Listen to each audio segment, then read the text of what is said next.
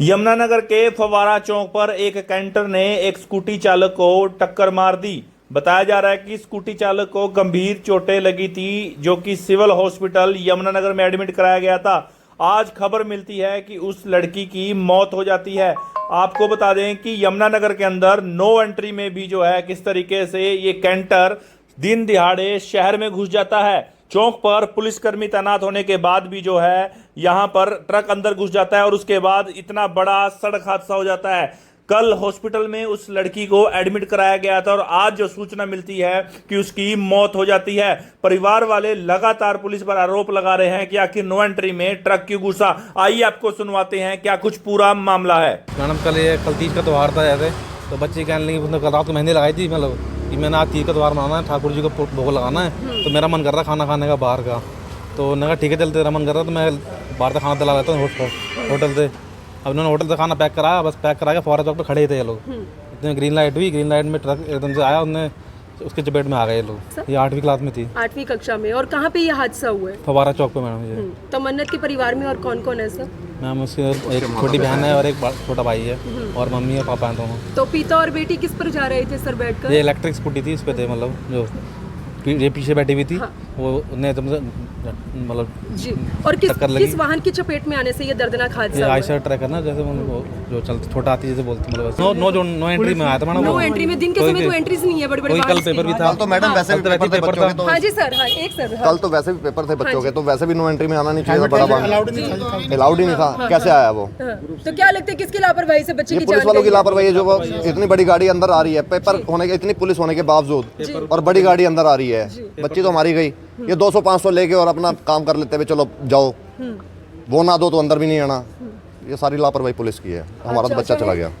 आपको कैसे पता लगा सर बच्चे के साथ? मेरे को कॉल आया कि वो एक्सीडेंट हो गया, तो मैं पौंटा साहब रहता हूँ, फिर हम वहाँ से चले। तो हमें ये नहीं था कि बेटी सीरियस है, हमें फादर का ही था, फादर सीरियस है। बेटी बेहोश हुई, एक बार होश में आई तो सबने बोला उसका स्कैन चल रहा है, वो स्टेबल है। तो जब तक हम यहाँ पहुँचने वाले थे, अभी हम ये छछरौली के पास होंगे, तो फ़ोन आ गया कि बेटी की डेथ हो गई। तो फादर साहब को चंडीगढ़ रेफ़र कर रहे थे, मैं खुद भी डॉक्टर हूँ। तो मैंने उनसे पूछा कि भाई आपकी हाथ उंगलियाँ चल रही हैं? वो कह रहे हाँ। मैंने बोला आप नियर बाय कोली हॉस्पिटल जाओ।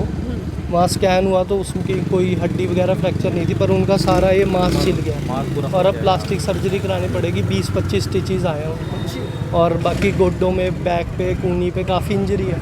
और बस वो तो अभी अपनी सेंसेस में ही नहीं है। उनका कहने का है कि बस मेरी वजह से या जो भी हालात हुए उससे मेरी बेटी चलेगी, मेरा ग्रह उसके ऊपर आ गया। आप समझ सकते हैं कि इमोशनल वो है बस। तो इस हादसे के पीछे आप मेन जो लापरवाही है किसकी मान रहे हैं? कौन है इसमें दोषी? लापरवाही तो मैं एक्चुअली लोकल रेजिडेंट नहीं हूँ, मैं कुछ कह नहीं सकता। बस ये जितने भी लोग हैं सब यही कह रहे हैं कि नो एंट्री जोन डिक्लेयर था और उसकी टाइमिंग्स होती है, शायद वो टाइमिंग से पहले ही 2-2:30 बजे वहाँ पे अलाउड नहीं था और वो एंटर कर चुका था। अभी तक की कार्यवाही में सर ट्रक ड्राइवर और जो ट्रक है वो कहाँ पर है? कुछ आप लोगों को पता लगा? आपके संज्ञान में कुछ? मैम सरदार जी क्या कहना चाहेंगे? पुलिस स्टेशन में है, आप पड़ोसी हैं गाड़ी। सर? हाँ जी, हाँ जी।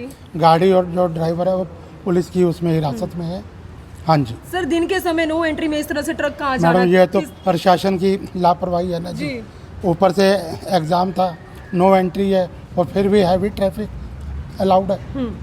तो क्या गुहार लगाना प्रशासन से हमारी यही रिक्वेस्ट है, आए दिन हर रोज कोई ना कोई हादसा हो रहा है, इसको रोका जाए। आप क्या गुहार लगाना चाहिए? मामा जी हैं, भांजी इतनी छोटी उम्र में इस दुनिया से मेरी भांजी तो चली गई, मैं हम क्या कर सकते। मैं तो बल्कि वो अभी कह रही थी मुझे मामा डॉक्टर बनना है मुझे बड़े होके। बताओ, हम तो यही चाहेंगे सबको सख्त सजा होनी चाहिए दोषियों को, और प्रशासन को मतलब इसके खिलाफ एक्शन करना चाहिए, लेना